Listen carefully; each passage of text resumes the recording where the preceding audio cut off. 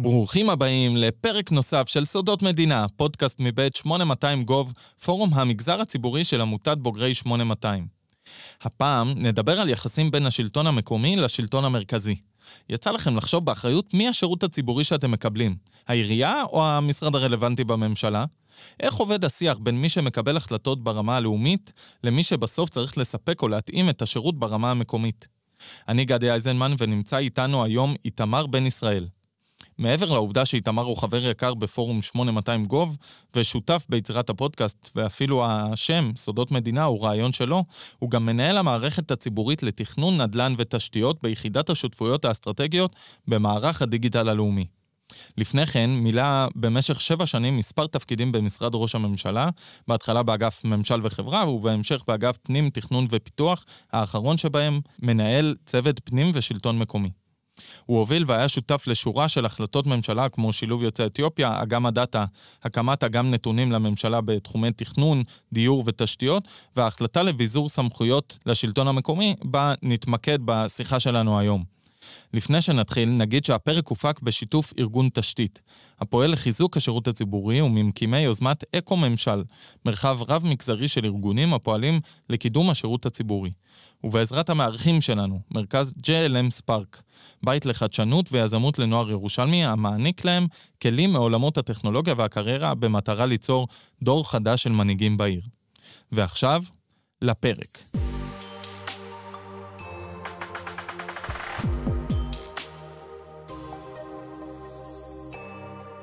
איתמר, תודה שאתה פה. כיף שהזמנת אותי. בוא תספר לנו בכמה מילים מה עושה אגף פנים, תכנון ופיתוח במשרד ראש הממשלה. אוקיי, אז אגף פנים, תכנון ופיתוח במשרד ראש הממשלה הוא חלק באמת מהמטה החברתי-כלכלי של מנכ"ל משרד ראש הממשלה. בעצם אחראי יותר על עולמות פנים, והשלטון המקומי פנים זה יכול להיות באמת הגנת הסביבה, תכנון, הגירה, תפוצות, מורשת, עלייה וקליטה וכו'. הרבה מהעבודה זה אחד האגפים שיש בהם הכי הרבה החלטות ממשלה בין משרדיות, כלומר שהן דורשות ריכוז מאמצים של הרבה משרדים סביב פיתוח כלכלי של חבל ארץ מסוים או של רשות מסוימת שהיא דורשת בעצם סיוע באירוע משברי. זאת העבודה, מה שנקרא, השוטפת של האגף. וספציפית הצוות של שלטון מקומי באגף הזה מתעסק באמת גם בהחלטות האלה וגם בעבודה שהיא המטרה שלה לשפר את עבודת הממשלה עם השלטון המקומי, עם הרשויות המקומיות. מה הדבר המרכזי שחשוב לנו לדעת על היחסים שבין הממשלה, השלטון המרכזי, לבין השלטון המקומי, הרשויות המקומיות? אני חושב שיש שני דברים. הדבר הראשון זה העובדה שישראל היא בין המדינות הכי ריכוזיות בעולם המערבי, בטח במדינות ה-OECD. והדבר השני זה שבישראל קיימים רק 2 רובדי שלטון. שלטון מרכזי ושלטון מקומי. נתחיל בסוגיית הריכוזיות. אז באופן כללי, למדוד ריכוזיות זה אירוע שהוא קשה. כלומר, איך אתה מודד ריכוזיות? יש כל כך הרבה מקרים שונים של מדינות שונות, עם מבנה שונה, עם גודל אוכלוסייה אחר. איך אתה מודד את זה? קודם כל, כשאתה אומר ריכוזיות, למה אתה מתכוון? אז קודם כל ריכוזיות זה העובדה שזה הסיטואציה שבה שלטון הממשלה, השלטון המרכזי, מחזיק בסמכויות.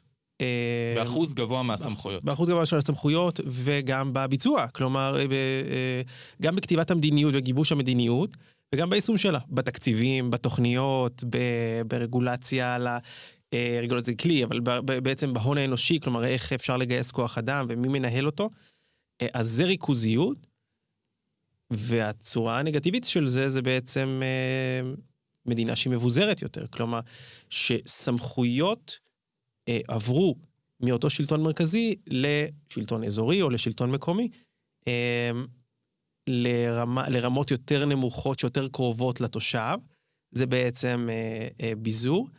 כן חשוב להבין שביזור, אם אנחנו מדברים פה על מדרג כלשהו, ואנחנו נדבר על זה קצת יותר מאוחר, אבל אם אנחנו מדברים פה על מדרג, אז ביזור זה הצורה הכי מתקדמת של האירוע.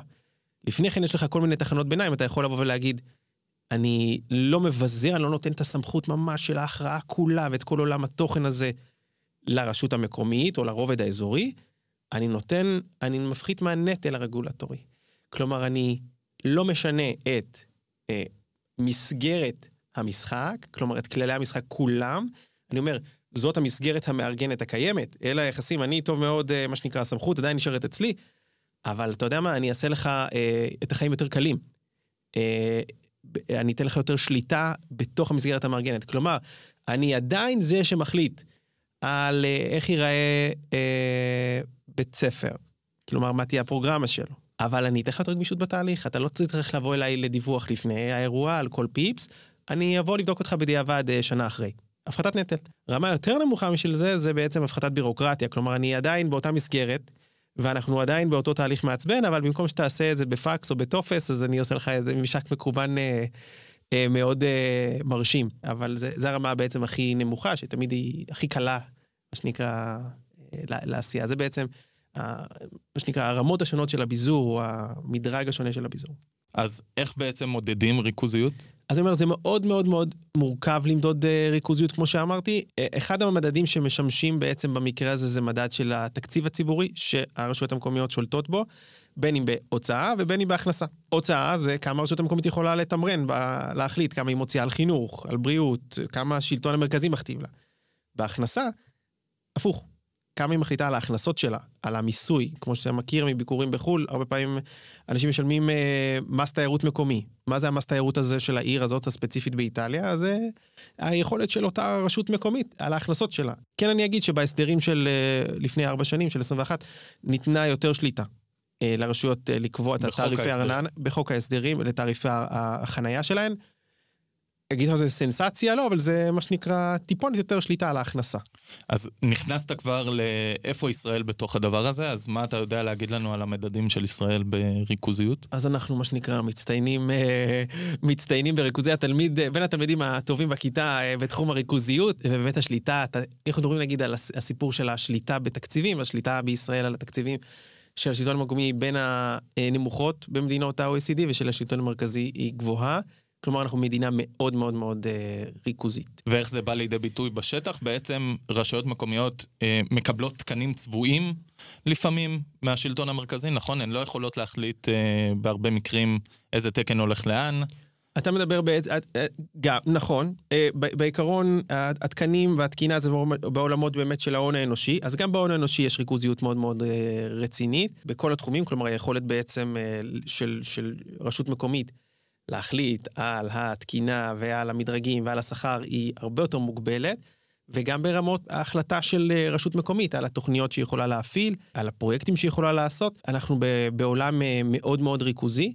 כן אני אגיד שיש לנו מדרג כלשהו של משרד הפנים, יש כל מיני מדרגים של משרד הפנים שהוא הרגולטור על השלטון המקומי, על הרשויות המקומיות, אז הוא מדרג אותם לפי כל מיני מדדים, איתנות פיננסית, טיפול בהון אנושי, מנהל תקין, יש לנו גם בעצם מדד של רשויות איתנות, שזה בעצם רשויות שהוא נותן להן יותר סמכות, או נותן להן יותר חופש בפעולות מסוימות, כי הן מוכיחות מנהל תקין והתנהלות פיננסית תקינה, אבל בעיקרון, ככה רואים את זה, כמו שאמרנו, ככה רואים את זה בשטח, ברוב הרשויות המקומיות, שליטה מאוד מאוד גדולה של השלטון המרכזי. אז הדבר הראשון הוא שאנחנו מאוד ריכוזיים, הדבר השני שציינת זה שיש לנו רק 2 רבדי שלטון, לא מספיק? תלוי את מי אתה שואל, לא מספיק. בהרבה מדינות, גם פדרליות, בסדר, מדינות שיש להן את אותן מחוזות גדולים ומדינות שמרכיבות אותן, וגם מדינות אוניטריות שאין את הדבר הזה, יש לך רובד אזורי. יש לך רובד ביניים בין הרמה הארצית לרמה המקומית. אני לא מדבר על מחוזות של המשרדים. מחוזות זה לא רובד אזורי, מחוזות זה בעצם הרחבה או שלוחה בשטח של אותו משרד מרכזי.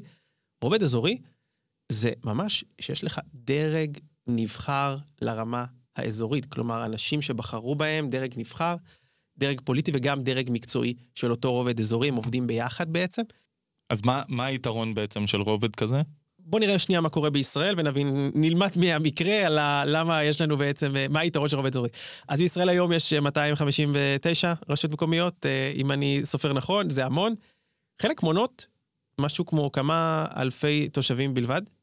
הממוצע של מספר התושבים בעצם הוא 33,000 תושבים לרשות מקומית, ולאורך השנים כן היה ניסיון בעצם לאחד רשויות, בסדר? ממש בתחילת שנות ה-2000 היה ריכוז מאמצים, חלק מה שנקרא מהרפורמות הכלכליות של ההתמודדות עם המיתון, של תחילת שנות ה-2000, חלק מהייחודים האלה איתנו עד היום. קדימה צורן, בנימין גבעת עדה, מודיעין מכבים רעות, ויש גם כאלה שלא הצליחו, כלומר שניסו לאחד רשויות בכוח והם התפרקו, יש עיר הכרמל, בסדר, שהתפרקה ב-2008, ובעצם הכילה גם את עוספיה וגם את דאלית אל כרמל, לא הצלחה כבירה מה שנקרא, ובעצם זה ניסיון לצמצם את מספר הרשויות. יש לנו אפילו, מה שנקרא בשנים האחרונות, עוד רשויות שמצטרפות, כלומר לא רק שלא מצליחים לצמצם את המספר, יש שתי רשויות חדשות שנוספו בשנתיים שלוש האחרונות, אז כמובן כל הכבוד להם, אבל כל עוד אנחנו דור עובדים, אז זאת בעיה.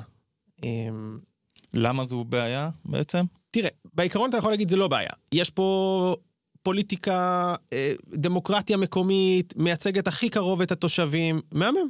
כאילו, הרמה הכי גבוהה בעצם של דמוקרטיה.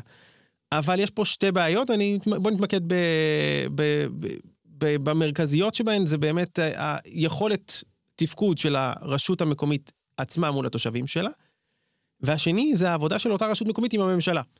אז ברמה הראשונה זה פשוט לא יעיל, בסדר? יש הרבה רשויות שבהם אלפי תושבים, היכולת של הרשויות האלה לייצר שירותים ברמה הגבוהה, להעמיד כוח אדם בכמות מספקת ברמה הגבוהה, פשוט זה לא כלכלי. הם לא מכסות את עצמן, עוד יותר מה שנקרא מהרשות המקומית הרגילה, וזה בעצם מייצר שירותים ברמה יותר נמוכה, וצורך תמידי בסיוע ממשלתי, כלומר תלות פסיכית בשלטון המרכזי. הבעיה השנייה היא לא ביחסים של אותה רשות עם התושב, אלא באותה רשות עם הממשלה, ואיך הממשלה עובדת איתה. פה אני אגיד מה שנקרא, ביחס לממשלה, שמה היכולת של יחידה ממשלתית אחת, שיש בה כמה עובדים, במשרד כלשהו, להצליח להיות רלוונטית לכמעט 260 מקרים. מה היכולת שלה? כאילו, גם בגיבוש מדיניות, וגם בליווי בפועל של המדיניות, וביישום והסרת חסמים. נגיד, אם ניקח את המשרד לביטחון לאומי, רוצה לעשות איזו תוכנית כלשהי שרלוונטית למסגרות של ביטחון אזרחי, ברמת היישוב. אז יש לך מלא יישובים שהם שונים בגודל שלהם.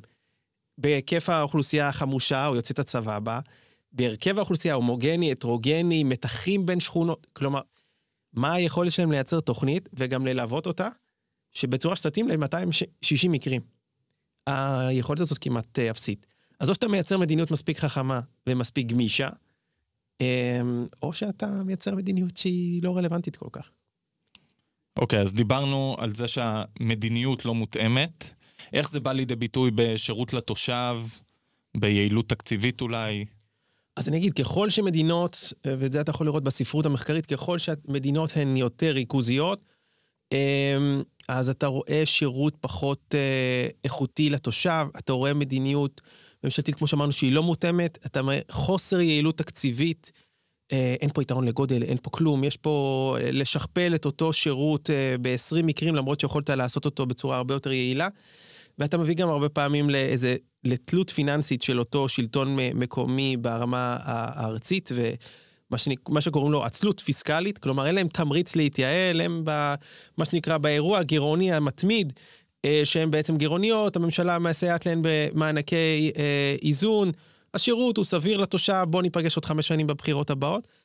ברשויות שזה מאוד מפריע להן, הן קובלות אל הממשלה ואומרות, חביבי, הריכוזיות שלך זה טוב ויפה שאתה חשוב לך להחזיק בפרטים ובמדיניות וביישום ובתקציבים, אבל אני הפנים לתושב. האחריות אצלי, מבחינתם, בסדר, יכול להיות שמבחינת התקנות אתה אחראי. האחריות היא אצלי, אבל הסמכות היא אצלך. המשאבים אצלך, היכולת תמרון ביניהם היא אצלך, זה פושע, כלומר, זה לא הגון וזה לא צודק, כלומר, אני הפנים בסוף כשזה מצליח, וגם אני הפנים הרבה פעמים כשזה נכשל, ואתה הרבה פעמים, אני מועד לכישלון, באשמת מה שנקרא, המסגרת המארגנת. אוקיי, אז מה אתם בעצם במשרד ראש הממשלה עשיתם עם חוסר האלימה הזאת שאתה מתאר? אז אני אתחיל שנייה בזה שעשינו עבודת מטה תשתיתית שנייה כדי להבין איפה אנחנו עובדים בכל מה שקשור לעבודה של הממשלה עם השלטון המקומי, עם הרשויות המקומיות, ועשינו בעצם שורה של רעיונות עם גורמי מקצוע בכל מיני רשויות, זה יכול להיות כל מיני בעלי תפקידים, מנכ"לית, גזבר, יועצת משפטית, מנהל אגף חינוך, ברשויות מסוגים שונים, כלומר מרכז, פריפריה, מבוססות יותר, חלשות יותר, יהודי, ערבי, חרדי, חילוני, מועצה אזורית, עם הרבה יישובים קטנים, מועצה מקומית, עירייה, ביקשנו מהם להבין מה לדעתם אפשר לשפר בצורת העבודה של הממשלה איתן. קיבלנו באמת עשרות של סוגיות, התחלנו לטפל בהן. זה יכול להיות דברים קטנים כמו הנגשה של טופס בערבית, וזה יכול להיות דברים מאוד גדולים כמו הצורת בקרה של הממשלה על הקמה של מוסדות חינוך, כמו שאמרנו שזה אירוע מאוד מאוד משמעותי, עם המון עתיר תקציבים ועתיר זמנים. והתחלנו בעצם לפתור סוגיה. התחלנו בעצם את השלב הזה של יוזמות המדיניות, זה הזרעים של התהליך, רצינו לצאת לשטח, לדבר עם אנשים, מה שנקרא, להפשיל שרבולים ככל שאפשר, זה בסוף משרד מטה, בסדר? השטח שלנו הרבה פעמים הוא משרדי הממשלה, ולא הרשויות המקומיות, זה יותר אצל משרד הפנים, ומשרד החינוך ורווחה, ועוד הרבה משרדים שעובדים ישירות מול השלטון המקומי. אצלנו זה באמת היה מה שנקרא אירוע שהוא יחסית שונה, מצורת העבודה הרגילה שאנחנו עושים, ולמדתי הרבה בתהליך הזה. אוקיי, מה למדת? אני הבנתי הרבה פעמים כמה ניתוק יכול להיות בעצם בין תכנון של המדיניות בירושלים, ושיש המון רצון טוב, ויכול להיות גם ביסוס מחקרי, ופוגשים בשטח וזה, לבין הצורך בפועל והיישום בפועל בשטח, ברשות המקומית, וזה מאוד מאוד משתנה בין המשרד, זה מאוד משתנה גם בין הרשות, אבל הנתק הזה הוא היה מאוד מאוד מאוד בולט, וככה בעצם נולדה לנו יוזמת מדיניות ראשונה, שמה שנקרא היא עוד שנייה מבשרת על הביזור, שנקראת מיה. מיה זה בעצם ראשי תיבות של Municipal Impact Assessment, מה שנקרא, שאבנו כשהמצאנו את ראשי התיבות האלה בעצם השראה מהריה, שזה בעצם, הריה זה בעצם תהליך שהוא מחויב בממשלה, כאשר אתה מטיל מדיניות חדשה, רגולציה חדשה, שמגבילה את המשק, עסקים, אתה נדרש לעשות שורה של דברים, אתה נדרש לעשות שנייה בדיקה של איזה רגולציה כבר קיימת, אתה רוצה לעשות שינוי מדיניות כלשהו, שינוי רגולציה, תסביר למה, אתה צריך לעשות היוועצות עם מושאי הרגולציה שלך, אתה צריך בחלק מהמקרים לעשות מחקר השוואתי, אתה צריך לעשות עלות כלכלית של כמה זמן אני גוזל מהעסק שאני דורש ממנו עכשיו את הרגולציה הזו, כמה זמן אני מעמיס אותו במוקדים בשטח, איזה אגרות הוא צריך לשלם, איזה תפסים, איזה יועצים חיצוניים הוא צריך לקחת, אתה ממש עושה את הריה, ואז כשאתה מגיש רגולציה חדשה, אתה מגיש אותה עם דוח ריה. אין את זה. בעולמות השלטון המקומי, כלומר, משרד ממשלתי היום יכול, אם הוא רוצה, הוא יכול לגמרי לייצר מדיניות שמשפיעה מאוד על התקציב, או על ההתנהלות של רשות מקומית, בלי להיוועץ יום אחד עם מושאי המדיניות שלו. בינינו זה היה מטורף, ובעצם גיבשנו בעצם החלטת ממשלה, או טיוטת החלטת ממשלה ליתר דיוק, שנקראת מיה, שהמטרה שלה זה בעצם לחייב גופי ממשלה, כאשר הם באים להטיל לרגולציה חדשה על השלטון המקומי, להיוועץ איתם, או לעשות תהליך כלשהו של מחקר השפעות כלכליות, או השפעות תפעוליות. זה כמובן אירוע מאוד מאוד מאוד מורכב, הוא חוצה ממשלה, יש לו גם חסרונות כמובן, כלומר, אתה יכול להגיד, ממשלה יכולה להגיד, אדוני, אתה תוקע אותנו, כלומר, אנחנו באים לקדם מדיניות, עכשיו אתה מחייב אותי להיוועץ איתם, אתה מעכב לי עוד יותר את התהליך, או אתה מכניס לי התנגדויות בשלב הרבה יותר מוקדם, אתה פוגע בשליטה שלי, כאילו, עם כל הכבוד לך במשרד ראש הממשלה.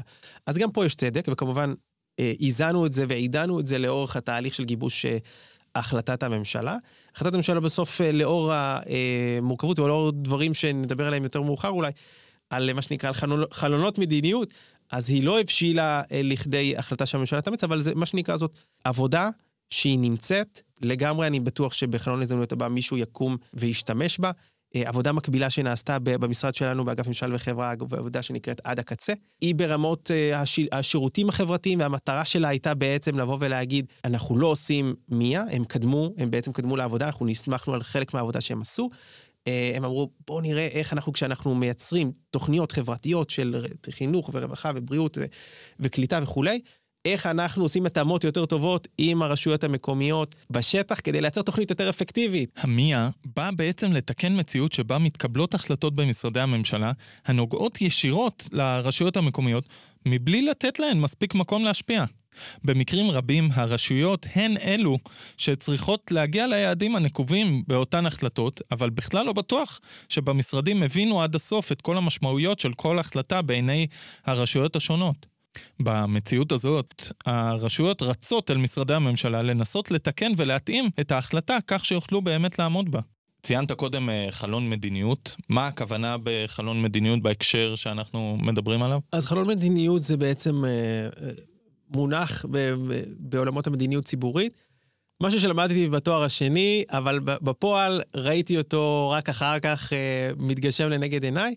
במשפט, החוקר בשם קינגדון בעצם ניסה להסביר מתי המדיניות הופכת למשהו פרקטי שהממשלה מאמצת.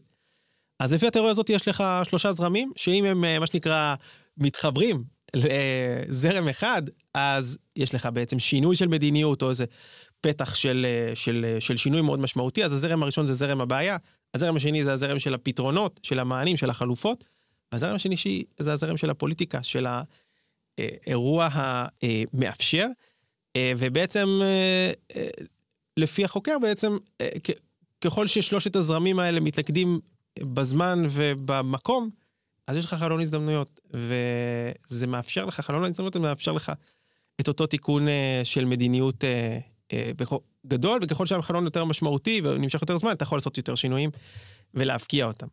אז אני אתן דוגמה, נגיד, למשהו שעשינו ולא הספקנו לאותו חלון מדיניות, שזה נגיד עבודה של צמצום ועדות של מועצת הרשות המקומית, שזה בעצם הגוף הנבחר, מתחת לראש העיר, בעצם הפתק השני שלך. אז בפקודת המועצות המקומיות ופקודת העיריות, שאתה יכול להבין מהמילה פקודה כמה זה עתיק וכמה זה מתקופת המנדט, יש לך שורה של ועדות חובה. עוד פעם אנחנו מכתיבים לשלטון המקומי איזה ועדות הוא צריך לעשות, מה הוא צריך לעשות, ברמת הוועדה לוועדת כספים, ועדת לעניין ביקורת מהמם, אבל גם קידום מעמד הילד ומלחמה מניעת אלימות ואיכות הסביבה. כלומר, כל שורה של ועדות שאתה בעצם אומר, איך אני יכול לתחזק את זה ברשות כל כך קטנה, או אם יש לי סוגיות חדשות שאני רוצה לעשות להן ועדות, לא יודע, ועדת AI ברשות, אוקיי, אז אני עדיין צריך להחזיק את ועדות החובה, אבל אני צריך לייצר גם ועדה חדשה, ובעצם הצענו נוסח לתיקון פקודת העיריות, שבאה לתת להם הרבה יותר גמישות. זה ישתלב עם עבודה מאוד משמעותית שנעשתה במינהל פיתוח במשרד הפנים, של לחזק באופן כללי את חברי המועצה. חברי המועצה האלה לא מקבלים שכר. לפעמים גם אין להם כלים לעשות את העבודה שלהם, לייצג את הציבור. מבחינת מה שנקרא צוות עובדים, מבחינת טכנולוגיה, מבחינת דאטה. אז בעצם רצה גורל והעבודה המשותפת בין רוה"מ לפנים, ובעצם ניסינו לחבר בין שתי העבודות האלה ולהכניס אותה לאחד מחוקי ההסדרים שהיו באותו זמן, ולא הייתה לזה התכנות פוליטית פשוט. כלומר, החלון ההזדמנויות הזה שנפתח נסגר, ולא הייתה, כשנקרא, העבודה הזאת הייתה, ולא מזמן, לפני כמה חודשים, סיפר לי חבר על כך שבעצם הוא מכיר מהעבודה שלו, שבוועדת הכנסת עכשיו מקדמים בעצם את אותו תיקון לתת יותר גמישות לרשויות מקומיות, בלקבוע איזה ועדות יהיו למועצה שלהן. מדהים. עכשיו, אני לא אגיד לך שהם לקחו איז מה שעשינו, אבל אין ספק, מה שנקרא, מה שהוא סיפר, זה שהם, תחילת הדרך הייתה נגיד מהעבודה הזאת, וכמובן, הם גיבשו אותה ושיפרו אותה, ועשו הסכמות פוליטיות שדורשות אותה, אבל זה היה לי כיף כאילו לשמוע שגם, שנקרא מסר לכל חבריי בממשלה, שלא נורא עם עבודת מטה כלשהי נכנסת למגירה, יכול להיות שישלפו אותה כמה זמן אחרי אפילו לא תדעו, ויתנו לה חיים משלה, ובחלון המדיניות הבא, שיתאים לה. מדהים, וצריך להגיד שזה קורה לא מעט למאזינים שלנו שלא נמצאים במגזר הציבורי ולא יצא להם לקחת חלק. יש הרבה יוזמות מדיניות שבאות לעולם, ושלושת הזרמים שציינת לא משתלבים, חלון המדיניות לא נפתח, היוזמה נכנסת למגירה, וזה לא שלא עבדו בתחום, זה לא שלא בדקו את התחום, זה לא שלא הציעו פתרונות, פשוט האקלים באותה נקודת זמן לא הבשיל, והמדיניות לא יצאה לפועל, ואולי יום יבוא והאקלים יבשיל, החלון ייפתח, והיוזמות האלה יבואו לעולם. אז איפה חלון ההזדמנויות כאן קשור להחלטת הביזור שדיברנו עליה קודם? אוקיי, אז זה בדיוק זה. התחלנו את העבודה את עבודת המטה לשיפור העבודה של הממשלה עם השלטון המקומי, עוד בממשלה שקדמה לממשלה הזאת, ב-2020-2021, עוד ממשלת נתניהו הקודמת, ובעצם העבודה עם משרדי הממשלה, והעבודה בתחילת העבודה על המיה וכולי. בחירות, הגיעה ממשלה חדשה, ושם בעצם נפתח חלון הזדמנויות אפילו גדול יותר. כלומר, המשכנו את העבודה, ובעצם היה יותר רצון של חלק מהשרים לקדם ביזור. ובעצם בממשלת בנט לפיד התקבלה החלטה 675 של ביזור סמכויות לשלטון המקומי. אם אנחנו מדברים בעצם מבחינת ההליכית, אז זה אירוע מאוד מאוד מאוד משמעותי, אם אתה מסתכל על ציר הזמן ביחס מקום המדינה. כלומר, אם אנחנו מדברים על קום המדינה, ובעצם על ריכוזיות מאוד מאוד גדולה, שבן גוריון עשה אותה כדי, מה שנקרא, להוביל שינויים מהירים, ולקדם, מה שנקרא, את המציאות שהוא רוצה בשטח, אנחנו מדברים על האירוע המשמעותי הנוסף, הוא רק בסוף שנות ה-70, תחילת שנות ה-80, שנקרא ועדת זנבר, שעבדה כמעט 5 שנים, כדי לדבר באמת על שיפור עבודת השלטון המקומי, והיו שם שורה גדולה של המלצות. ושוב שם, עניין הבשלות הפוליטית. כלומר, הבשלות הפוליטית אפשרה אימוץ רק של חלק מההמלצות. והרבה נשארו, כאילו על מה שנקרא, על רצפת שולחן העריכה, או שולחן הממשלה. האירוע הבא מאוד משמעותי הוא בעצם, אם אנחנו מדברים על יחסים, אנחנו לא מדברים עכשיו על האיחודי רשויות שדיברנו עליהם בשנות ה-2000, אז זה בעצם עבודה שהוביל מנכ"ל משרד הפנים, הצוות לקידום אזוריות.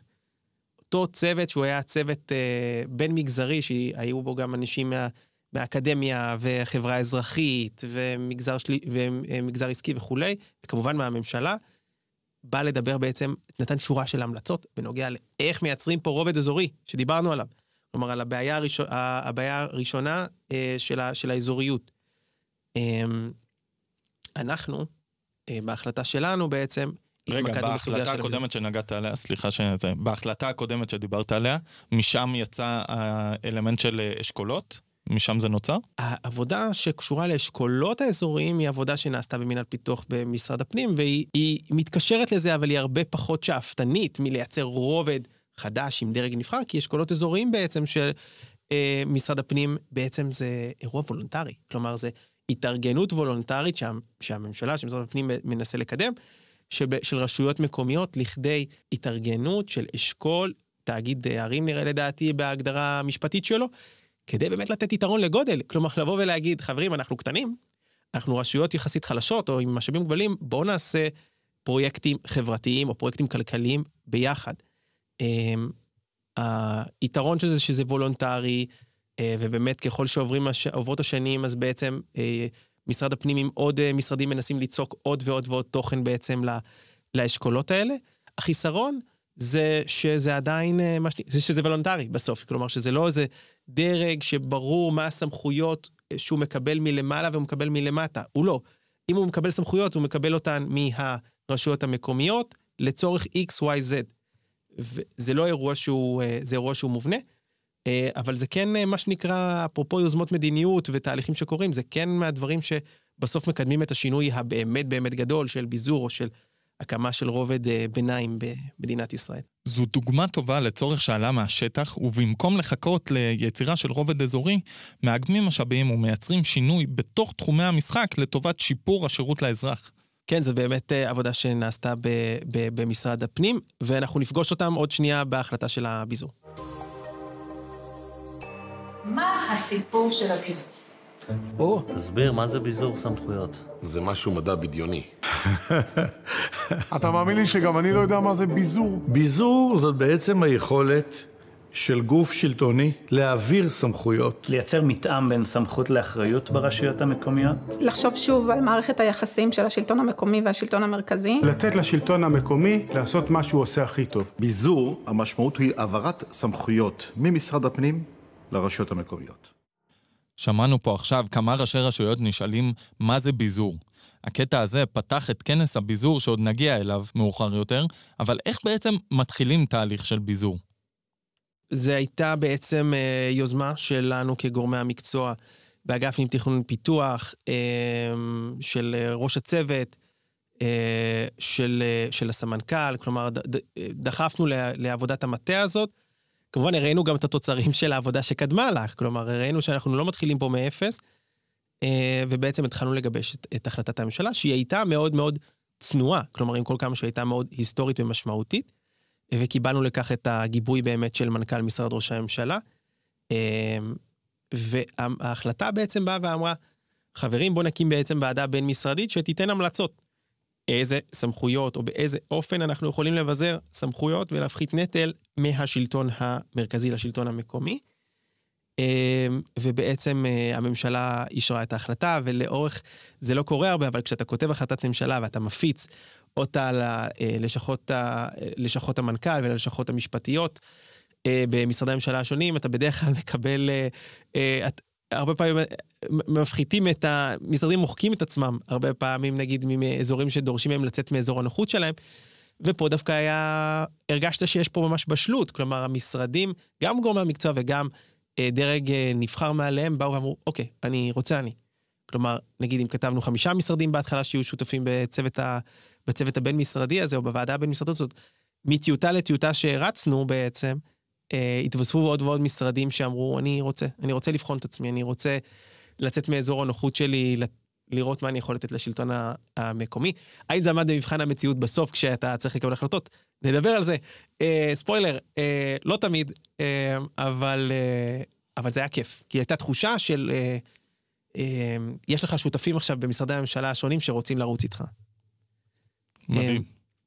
אז בשלב הראשון באמת, אחרי שעברה החלטת הממשלה, והיא קיבלה את המספר שלה 675, עשינו בעצם את ההתנעה, את הגיבוש של הצוות, ואני אגיד שעם החלטת הממשלה בעצם אנחנו הובלנו במשרד ראש הממשלה, בעצם מהשלב הזה של ההתנעה, כשאני אדבר על קידמנו והובלנו וכו', זה בעבודה מיוחדת ונדירה עם משרד הפנים, עם מינהל הפיתוח במשרד הפנים, שהיו השותפים שלנו, אז מה שנקרא, לעבודה הזאת יש הרבה שותפים, גם באגף פנים תכנון ופיתוח, בצוות של שלטון מקומי, וגם באמת במינהל הפיתוח במשרד הפנים.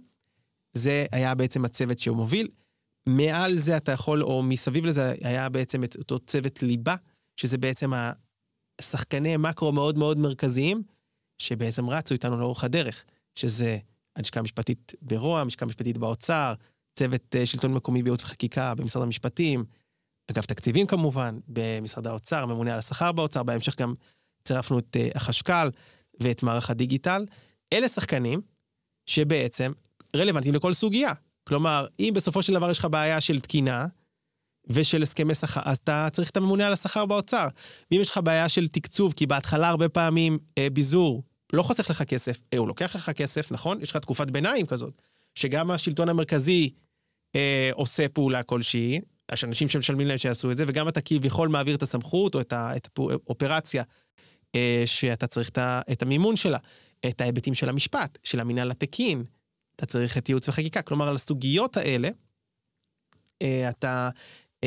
סוגיות הרוחביות האלה של המשפט, של הדיגיטציה, של התקציבים, אתה צריך את קבוצת, את צוות הליבה הזה, ובעצם אם אני מסתכל שנייה, מעגל אחד רחב יותר, כי עבדנו במעגלים, פשוט ככה. זה בעת אותו צוות שהוקם, הוועדה בין-משרדית לביזור, שהוקמה מתוקף החלטת הממשלה, ששם ישבו בעצם המנכ"לים, מנכ"לי רוה"מ ופנים, בעצם כהובלה מרכזית, היגוי, ומנכ"ליות ומנכ"לים של המשרדים השותפים. ביום יום, בפרקטיקה היו היושבי ראש, היו בעצם ראש צוות שלטון מקומי ברוה"מ ומנהלת מינהל הפיתוח במשרד הפנים, שבעצם יהיו היורים של הוועדה, ובעצם הוועדה הזאת היא רצה. יותר מ10 משרדים שרצים ואומרים, אני רוצה לבחון את עצמי, ולראות מה אני יכול לבזר, ושלחנו בעצם את המשרדים לבדוק את עצמם בשלב הראשון. ככה הגענו מהשלב של ההתנעה, שהוא בעצם לכנס את השחקנים באותן מסגרות שדיברתי עליהן, למיפוי. אז השלב השני הוא היה בעצם שלב המיפוי. בואו תגידו לי איך נראות האינטראקציות שלכם עם השלטון המקומי, מה אתם יכולים או לא יכולים לבזר, אבל בואו איך אתם עובדים איתם. שאלנו גם את הרשויות המקומיות. אז שאלנו גם את הארגונים היציגיים, מרכז שלטון אזורי, מרכז שלטון מקומי, פורום ה-15, פורום הגזברים, פורום המנכ"לים, וגם שאלנו ישירות את הרשויות המקומיות, ועובדים ברשויות המקומיות, איזה סוגיות אתם רוצים שנתמודד איתן. וככה בשלב השני, בשלב המיפוי, הגענו ל-150 סוגיות. וואו. מהכי קטנטנות של מה שדיברתי איתך על תפסים ובירוקרטיות קטנטנות, לבין סוגיות ענק של איך אני מניע עכשיו פרויקט PPP. לא יודע. אז הגענו בעצם ל-150 סוגיות, עשינו שורה של מפגשים כדי למקד. כלומר, עברנו לשלב השלישי, לשלב המיקוד. שלב המיקוד בעצם צריך להתחיל להגיע להסכמות בין השלטון המרכזי לשלטון המקומי. מתוך ה-150 האלה, במה אתה מתרכז? אימפקט הכי משמעותי, אבל לך תחפש אותי עוד 5 שנים עד לפתרון, או על הפירות הבשלים. משהו שהוא רוחבי, ואז אתה כבר מצליח עם כולם, כמו סוגיות הרוחב שדיברנו עליהם, או משהו נקודתי מאוד מאוד. הפגשנו בעצם בשורה של מפגשים מורכבים, בין נציגי משרדי הממשלה לנציגי השלטון המקומי, ובעצם בשלב המיקוד ירדנו ל-51 סוגיות, שהייתה עליהן הסכמה, להמשיך, מה שנקרא, להמשיך עליהן את העבודה המשותפת. היו שם המון סוגיות. אני אתן לדוגמה, נגיד, שחקן שהוא המצטיין של המבזרים, והוא גם, מה שנקרא, בינינו גם לא, כנראה לא היה צריך את התהליך שלנו בשביל זה. לדוגמה, משרד הרווחה, נתן המון גמישויות בתקציבים שלו, למחלקות לשירותים חברתיים ברשויות המקומיות. כלומר, הוא בא ואמר, אין לי את היומרה לדעת עד הסוף איך אתם צריכים להשתמש בתקציבים, תקבלו הרבה יותר גמישות תקציבית, זה אירוע מאוד משמעותי, הוא נתן את זה בהתחלה באזורים של אזרחים ותיקים, אבל מה שנקרא לאט הרחיב יותר ויותר. אנחנו מדברים על כל מיני סוגים, בחקלאות, הסמכה של פקידי הערות ברמת הרשות המקומית, שיתנו היתרים לקריטה ולהעתקה של עצים, בביטחון פנים סמכויות לפקחים עירוניים להכוונת תנועה ולאכיפה אלקטרונית, במשרד העבודה, פיקוח ואכיפה לעבירות בנייה באתרי בנייה שיש ברמת הרשות המקומית. למה זה לא באחריות שלי כרשות מקומית? למה אני צריך איזה גורם חיצוני שיהיה מעורב? בתחבורה, להרחיב סמכויות של פקחים לעניינים מסוימים בתעבורה. המון דברים. אתה זוכר שדיברנו על מה שנקרא, על הספקטרום של הביזור? אז היו שם סוגיות מאוד כבדות, וגם היו סוגיות שהן קטנות. וגם הרבה פעמים ביקורת ששמענו מהשלטון המקומי על השלטון המרכזי הייתה, חלקם מעבירים דברים אמיצים, וחלקם מעבירים דברים שנוח להם, שהם לא מצליחים לעשות בעצמם, שהם לא טובים, שאין להם תקציב לזה, אז הם זורקים עלינו גם ככה, אז תודה, אבל לא תודה. בגלל זה היית צריך להגיע בעצם להסכמות,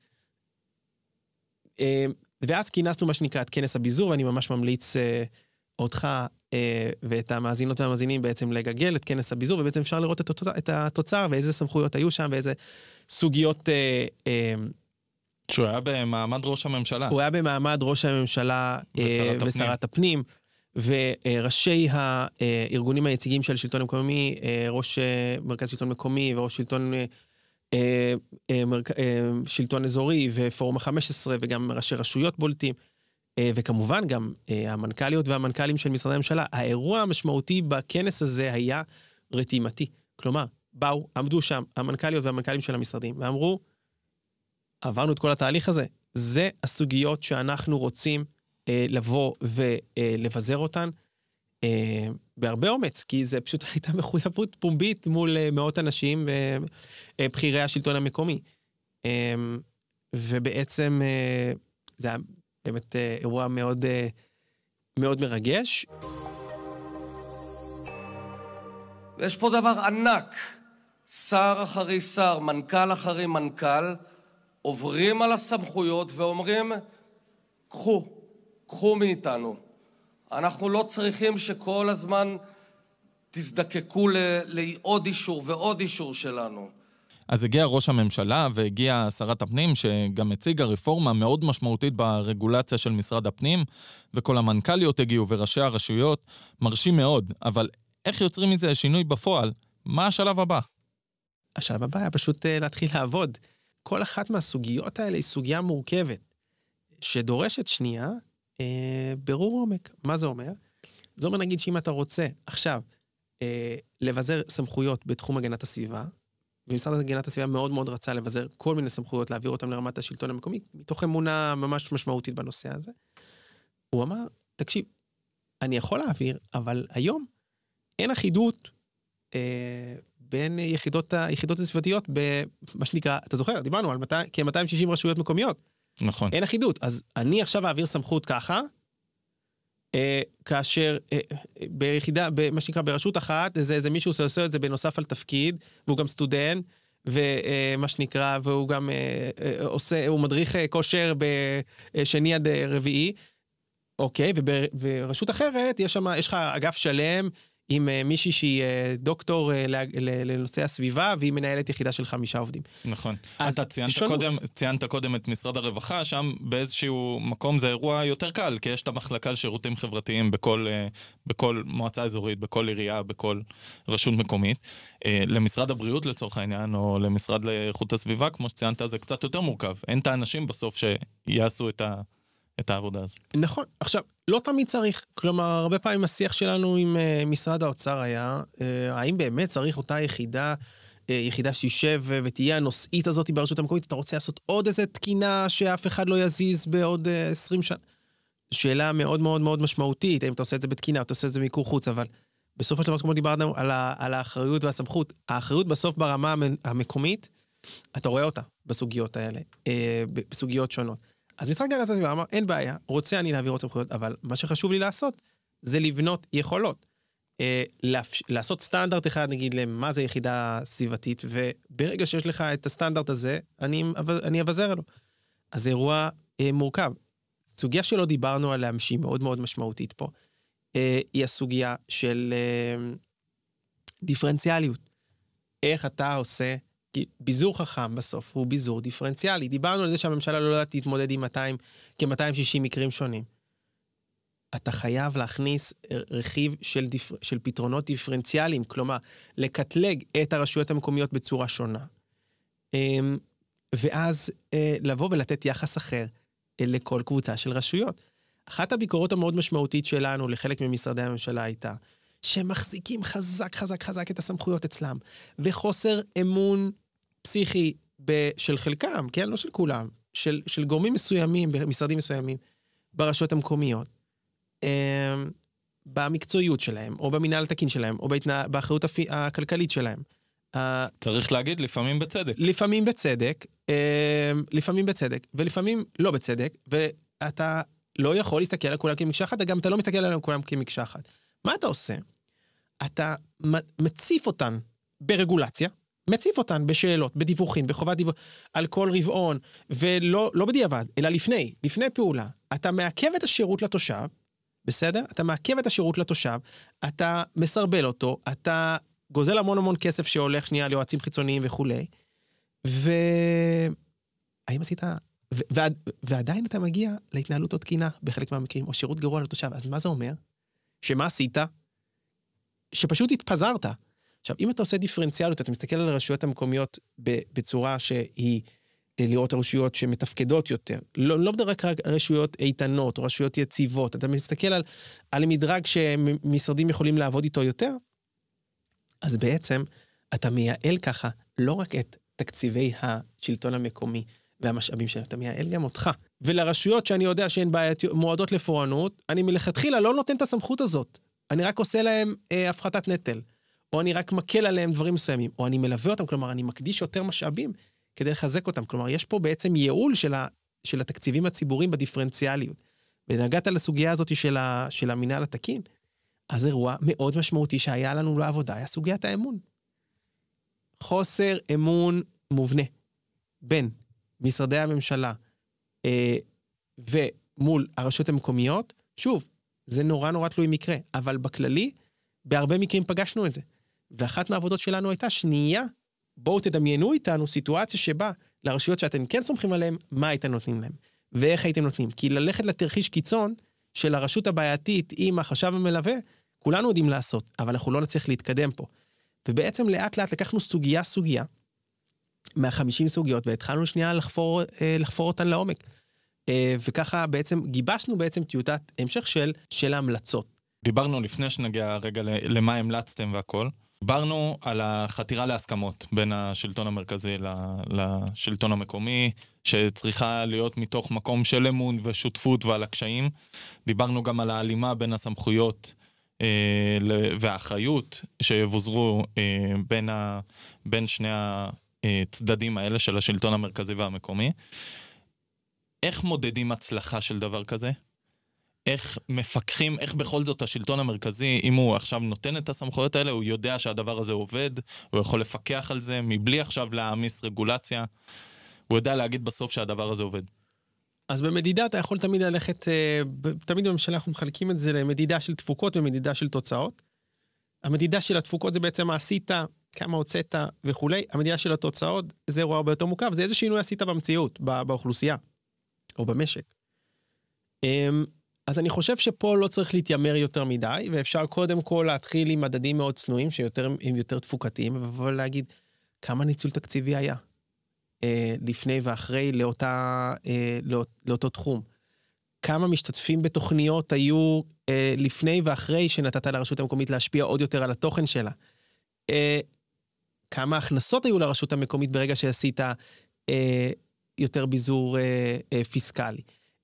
כלומר, אתה יכול ממש להחליט שאתה מודד את הדברים האלה ברמה התפוקתית, ברמה התוצאתית אתה יכול להסתכל בהמשך על רמת השירות לתושב, או על, לא יודע, כמה תלמידים עכשיו הם יותר, מה שנקרא, הציונים שלהם יותר גבוהים, או כמה עסקים נפתחו, כלומר, זה דברים שהרבה יותר קשה לך להגיד, אוקיי, זה היה בזכות זה שעשית את התהליך ביזור או הפחתת נטל, ולכן הרבה פעמים הממשלה מסתבכת או מתחמקת מלהתעסק במדדי תוצאה, אבל אין ספק שהם גם חשובים, אבל אני אומר, בוא נתחיל באירוע התפוקתי של התוצאות, מה שנקרא, שאפשר לראות שהן לא השינוי עצמו הגדול באוכלוסייה.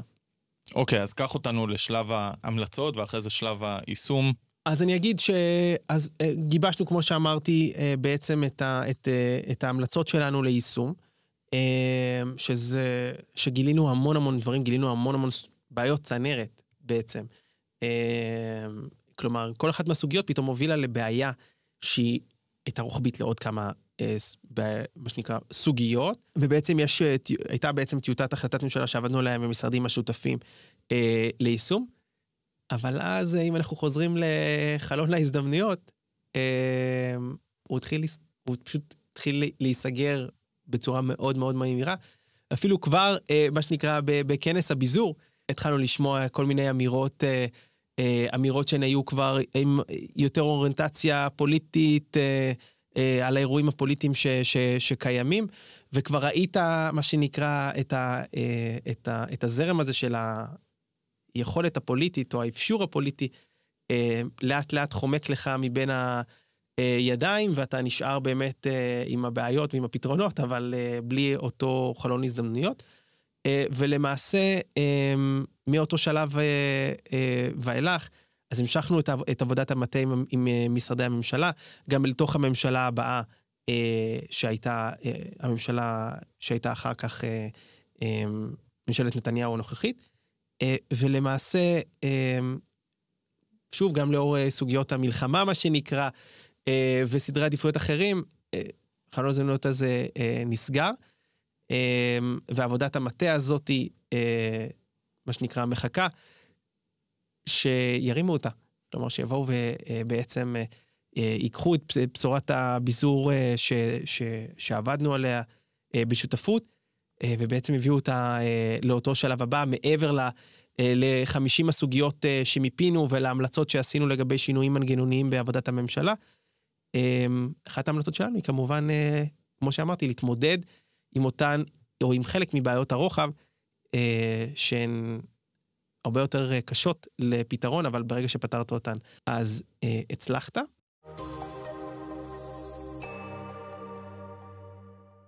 אנחנו מסיימים עכשיו דיון ארוך עם שר הפנים ויושב ראש השלטון המקומי. האמירה היא חד משמעית. ברגעים האלה צריך לחזק מאוד את השלטון המקומי.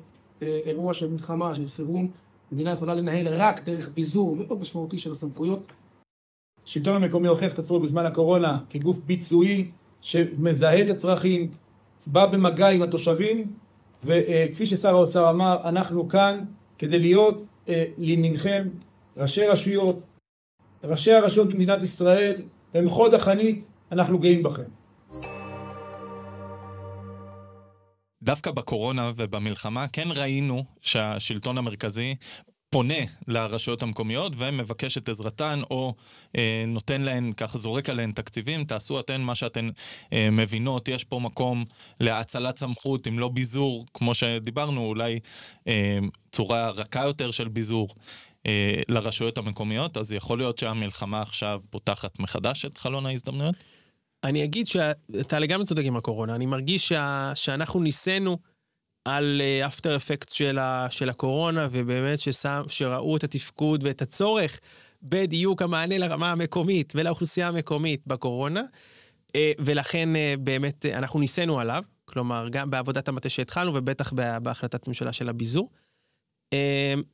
ועכשיו אני חושב שבמלחמה, התפקוד המדהים של הרשויות המקומיות בדרום ובצפון, בהרבה מקרים אומץ מטורף של ראשי הרשויות עצמם, והצוותים המקצועיים שלהם, שבלי הפסקה עובדים לטובת התושבים שלהם, בין אם מפונים, בין אם הרשויות הקולטות, במציאות באמת קשה. אני חושב שלגמרי זה פותח חלון הזדמנויות מאוד משמעותי. אני רוצה להגיד שנייה משהו לגבי התקציבים שדיברתי עליהם בקורונה. אז אחת ההחלטות האחרונות שעבדתי עליהן במשרד ראש הממשלה הייתה החלטה של המענים המיידיים לצפון, ליישובי הצפון, החלטה 1786, שהמטרה שלה הייתה בעצם לתת תוך כמה חודשים מראשית המלחמה, בעצם מיליארד ש"ח מענים מיידיים לרשויות הצפון והתושבים שלהם, ולזרוע זרעי שיקום ופיתוח בהיקף של 3 מיליארד, ואחר כך הגדילו את זה עוד. זה אירוע מאוד מאוד מאוד משמעותי, אבל עם זאת, בעיניי, לשים תקציבים. עכשיו, הרבה מהתקציבים האלה היו לתוכניות יהודיות, כן? היו עכשיו לרכזים קהילתיים כדי לשמור על האחדות הקהילתית של היישובים, היה בשביל לבנות בתי ספר עורפיים כדי לאפשר חלופה למקרה שהמלחמה מתמשכת, אבל עדיין תושבים ירצו שהתלמידים שלהם יהיו קרובים יחסית ליישובי המקור, סיוע לעסקים, חיזוק של תל חי, כלומר המון המון תקציבים שהם כן מיועדים ויש להם מטרות מאוד מאוד ברורות, לשמור על האוכלוסייה, לשמור על העוגנים המשמעותיים של העסקים, של החקלאות, של האקדמיה. עם זאת, לא מעט מהתקציבים, כמו שאמרת, יועדו לעבודה השוטפת של הרשויות המקומיות. עכשיו, בהיעדר ביזור, בהיעדר העברת סמכויות דה פקטו, אז זה מה שיש לך. להעביר תקציב, ואתה סומך על הרשות שהיא תעשה את הדבר הכי טוב לתושבים שלה. אבל בעיניי זה הצורה הכי פחות חכמה, מה שנקרא של מתן גמישות או של מתן כלים. כלומר, באידיאל, באירוע המשברי הבא שלא יהיה, ככל שתעשה תהליכים של ביזור באמת, אמיתי, מה שדיברנו על התשתיות האמיתיות של השגרות, של הכוח אדם, של היכולות, אז הביזור שלך יהיה הרבה יותר חכם. כלומר, לא תשים כסף בשוטף של הרשויות המקומיות, אלא תיתן להם גם את הסמכות לנהל אירועים מסוימים בפועל, כי יהיו לך מנגנונים שיאפשרו את זה. אז לדעתי, המלחמה הזאת ללא ספק פותחת פה חלון הזדמנויות חדש, נוסף, אפילו משמעותי יותר מהקורונה, ואני פשוט מאמין שמה שנקרא, יהיו אנשים במשרדי הממשלה שיקחו את זה בידיים, ויהיה רצון של דרג נבחר ברמה הפוליטית, שיקחו את הדברים האלה ובעצם יובילו אותנו לשלב הבא. אז בעצם מה שאתה אומר, מה שחסר לנו עכשיו זה אחד, אנשים טובים, שימשיכו עבודה קיימת ויגלו יוזמה וימשיך בעצם את הכיוון הזה, ושתיים זה עבודת מטה. עבודת מטה שתמסד את כל הדבר הזה לכדי ביזור מסודר יותר, שלא נראה את הממשלה הבאה לרשויות המקומיות בצוק העיתים, ואומרת להם, תעשו מה שאתם רואים לנכון, או תיקחו את הכסף שאנחנו מביאים, תשימו אותו בתוכניות יהודיות, אלא בואו נדבר ביחד על איזה סמכויות עוברות אליכם, ואיך אתם מנהלים את הדברים להבא. עכשיו, לפני סיום, שאלה אחרונה, מה לא נכון לבזר? מה נכון שעדיין יהיה בידי השלטון המרכזי? אני חושב שזאת שאלה קשה. או שהכל נכון לבזר. תראה, הדברים הקלאסיים כמובן שלא מבזרים זה סוגיות של חוץ וביטחון, שבאמת זה סוגיות שגם מה שנקרא ליברטריאנים ביותר ישאירו בחזקת הממשלה. אני לא חושב שיש איזו תשובה קטגורית של מה לא נכון, אלא איך לא נכון. ואיך לא נכון זה אם אתה מעביר את הסמכות בלי שיש לך מנגנון, כלומר, בלי שיש מישהו או מישהי בצד השני, ברשות המקומית, שיש להם את היכולת, את ההכשרה, את הכלים, את המשאבים, את הטכנולוגיה, לעשות את זה. כלומר, אני יכול להפיל עכשיו עליהם, טוב, אתם עכשיו אחראים גם על המדיניות, האנרגיה הסולרית ברמת הרשות המקומית. אוקיי, אבל אין לנו בעלי מקצוע שעושים את זה, ואין לנו את הדשבורדים ואת הדאטה המתאימים על זה. ואין לנו את מה שנקרא התקינה, התקנות המדויקות בנושא הזה, כלומר לא שיניתם אותם.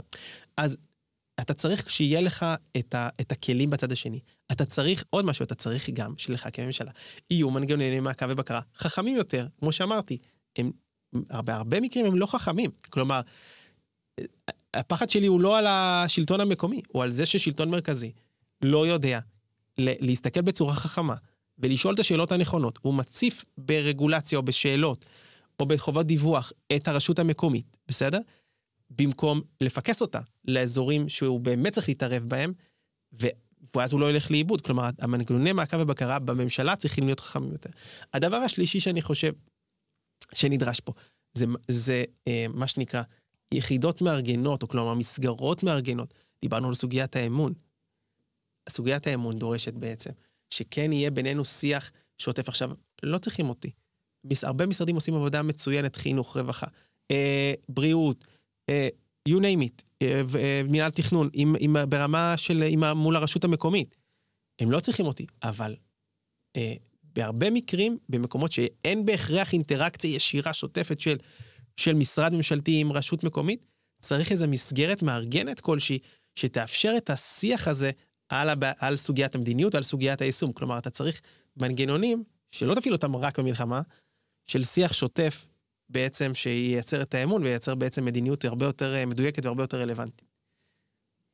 אז אלה שלושת הדברים שאני אומר, שבלעדיהם, מה שנקרא, או שאתה יודע, נלך לחיוב בזכותם, ברגע שיהיה לך אותם, אז הרבה סוגיות מדיניות, הן סוגיות טובות לביזור.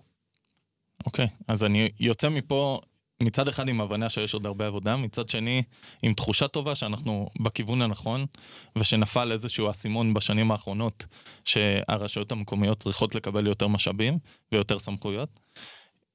אני רוצה להגיד לך תודה רבה, איתמר, שבאת לפה. אני מזמין את המאזינים שלנו להגיב לנו ולהגיד לנו מה הם חושבים על מה שנאמר פה בפרק ואיזה תובנות והצעות יש להם, ואני מזמין אותך לעקוב גם ולהסתכל. אולי יהיו שם דברים מעניינים ששווה ליישם בתוך עבודת הממשלה. אני בטוח. תודה רבה, גדי. תודה, נתראה בפרקים הבאים.